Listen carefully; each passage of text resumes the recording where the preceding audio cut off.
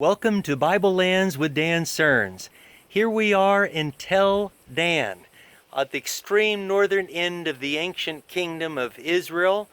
Dan was established. Earlier, the tribe of Dan had not been able to take their territory, and so they had moved up north and captured a poor group of people, annihilated them, and established the city of Dan in this region. They built these fortress walls, and then later in time, the kingdom was united under the kings Saul, then David, then Solomon. It divided after Solomon.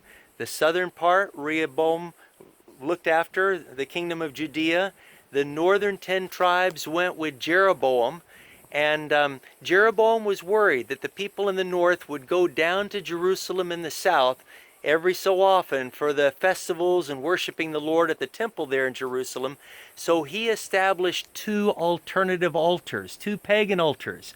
One here in Dan, as you see right behind me, and another in Bethel. And beside them were golden calves that were established. And in this way, Jeroboam, King Jeroboam I of Israel, led the people into idolatry. And ultimately, through a series of bad kings, they weakened themselves in their trust and walk with God, and the Assyrians came and took them all away and dispersed them throughout their empire in the year 722 BC.